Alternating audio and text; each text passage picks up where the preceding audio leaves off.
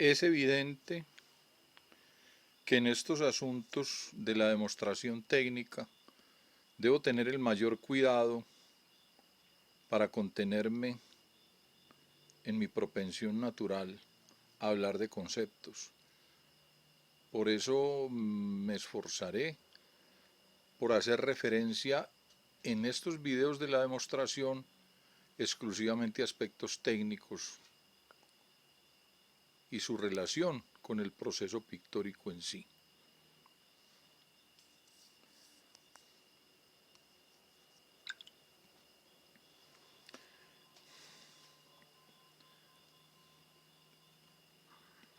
En este primer momento estamos partiendo de un rollo de tela que se denomina lona costeña gruesa con 1,80 de ancho. Yo simplemente estoy partiendo de una medida preestablecida.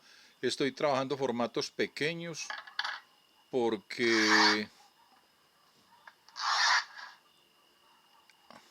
ese es el conjunto de trabajos que vengo desarrollando, unos trabajos en pequeño formato, y es lo que quiero ofrecerles a ustedes como motivo de reflexión con todas las repercusiones conceptuales que iremos desarrollando y también como motivo de reflexión desde el aspecto técnico. Entonces, en este primer momento he hecho una pequeña incisión en el rollo de tela de lona costeña y he rajado la tela simplemente alándola con fuerza, porque mi propósito es que la tela misma no presente un contorno de características industriales, sino que se vea con toda la característica rústica que ayuda al proceso de la manualidad en sí, de las artes. O sea, una tela en estas condiciones absolutamente cortada con exacta precisión por medio de un bisturí, etcétera, etcétera, me parece que da un aire de frialdad que no quiero para mi trabajo en este momento. Entonces yo simplemente doblo en la medida preestablecida, hago un pequeño corte y con cierta violencia jalo para partir cada uno de los pedazos.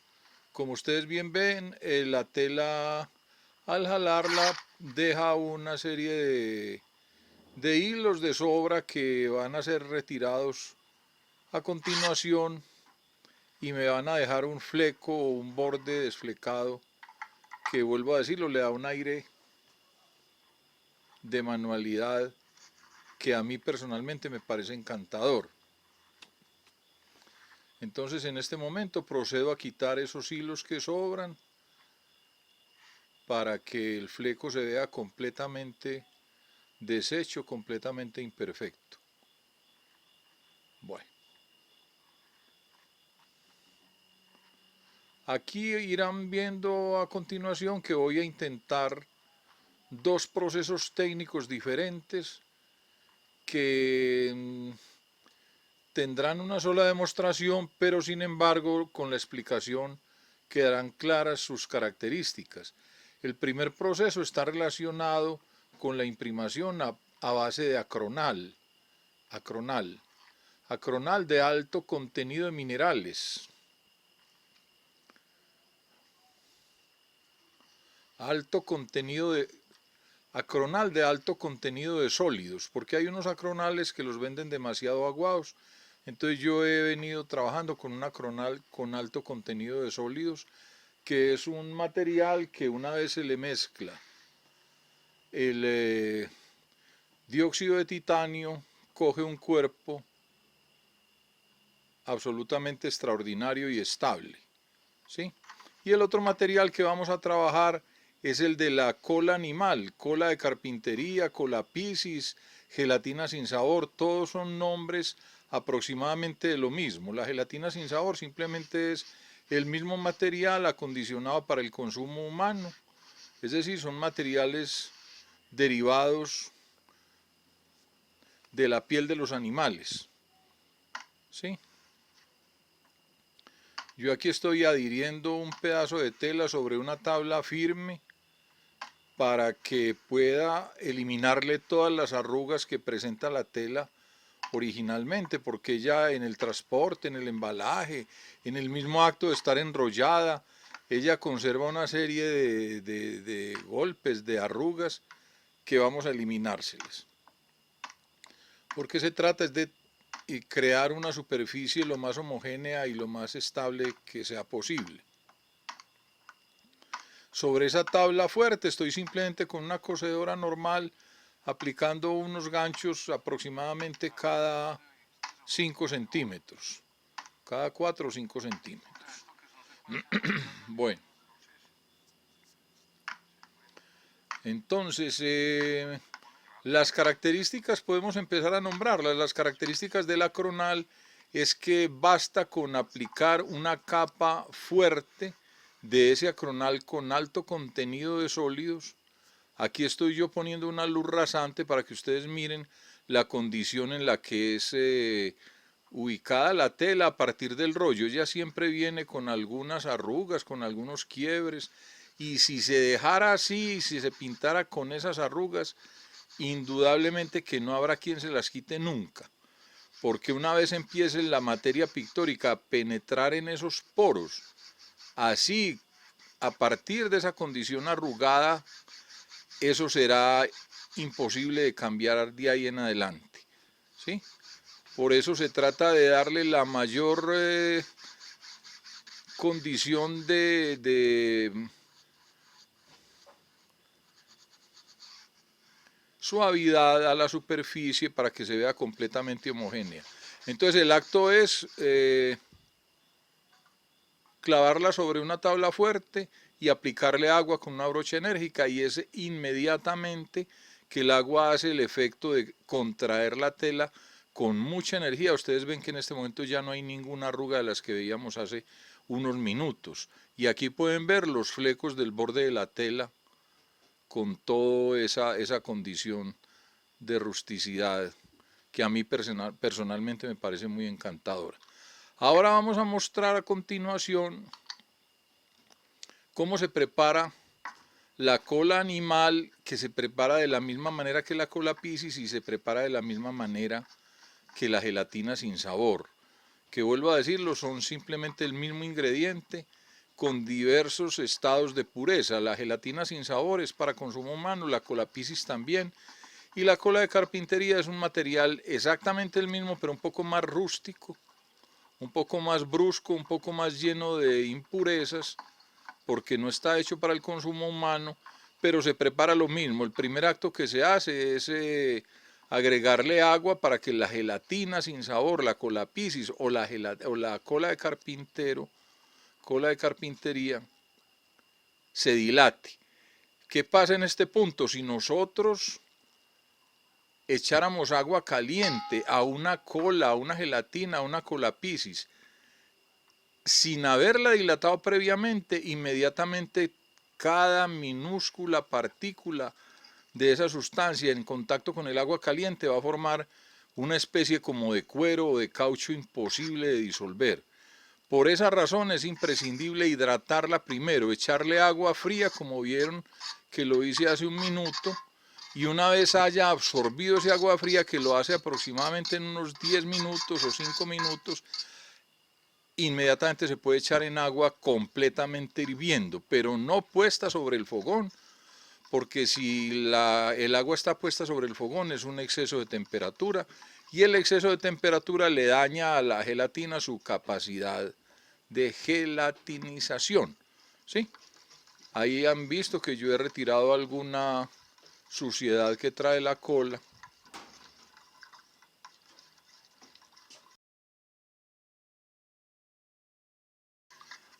Si yo cometiera la equivocación de poner esta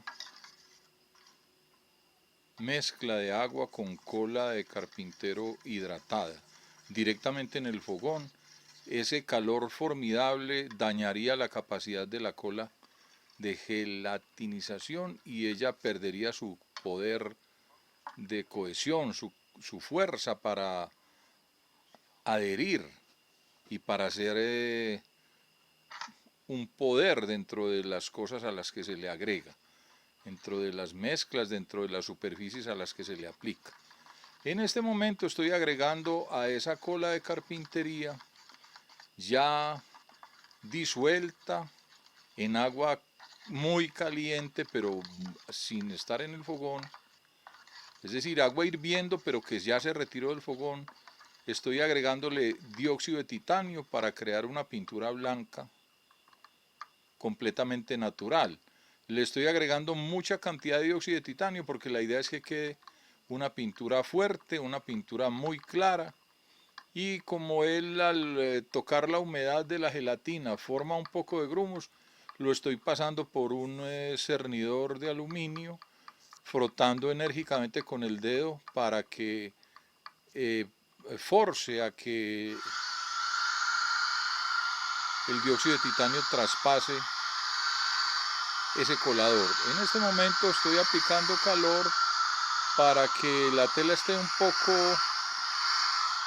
con los poros abiertos, muy dispuesta a recibir una buena cantidad de esta mezcla de gelatina con dióxido de titanio. O sea, si yo aplicara la gelatina del dióxido de titanio estando la tela completamente mojada, pues esa agua que habría entre los poros impediría que la tela reciba una mezcla penetrante de esa gelatina y ese dióxido de titanio. Aquí están viendo que con la luz rasante la superficie se muestra completamente homogénea, completamente lisa, y en este momento voy a aplicar esa mezcla que ustedes bien pueden ver que tiene la consistencia de un vinilo suave, muy blanco. Entonces lo aplico con abundancia, lo sobo con una espátula para que penetren los poros de la tela y de esa manera pues cubro toda la superficie, incluyendo, como van a ver a continuación, toda ese borde despelucado que la tela adquirió con el rasgado que mostramos ahora a rato.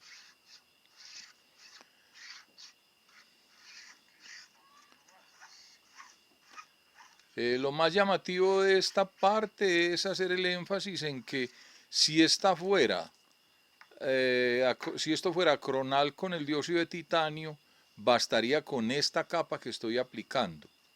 Bastaría con esta capa que estoy aplicando, porque el acronal tiene una condición muy especial y muy diferente a la de la cola, y es que contrae muy poco al secarse. Oigan muy bien ese aspecto, contrae muy poco al secarse.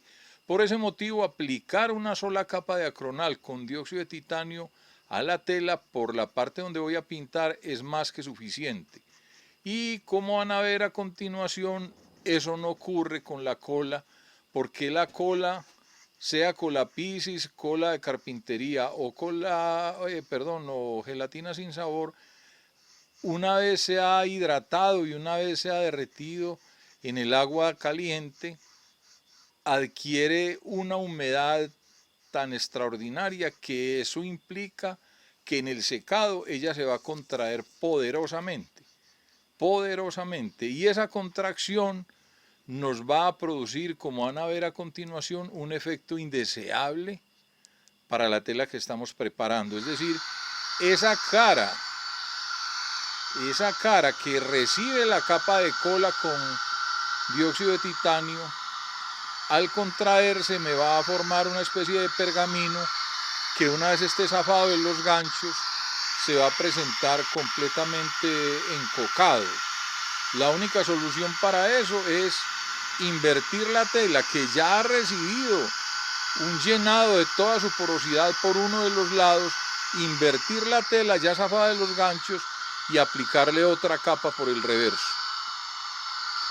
Entonces las características, las diferencias entre la aplicación de acronal y la aplicación de cola de carpintería están en que la cola de carpintería es necesario aplicarla por las dos caras, mientras el acronal basta aplicarlo por una sola cara.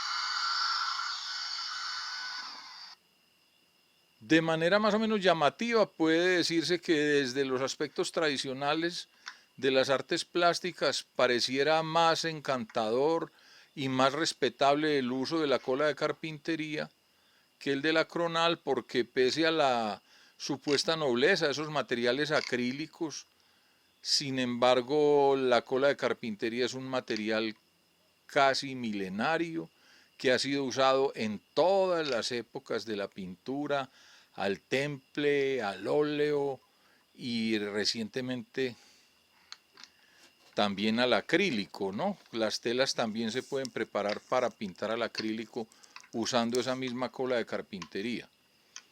Pero entonces,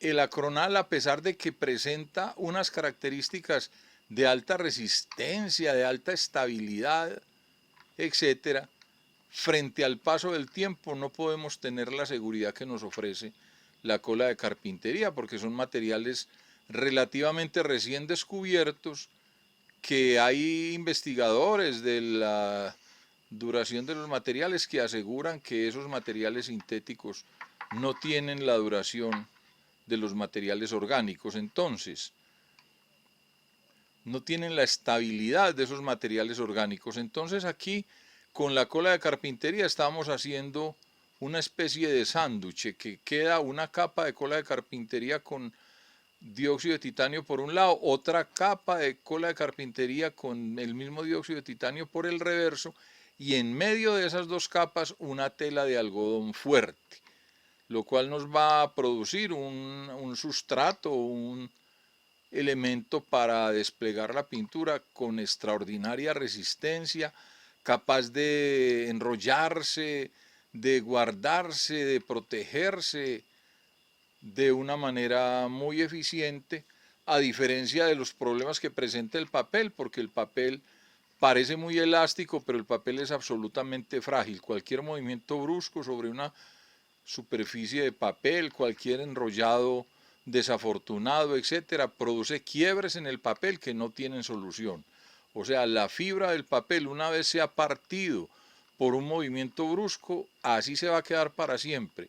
No así la tela, que al tener un tejido que la conforma, tiene una resistencia extraordinaria.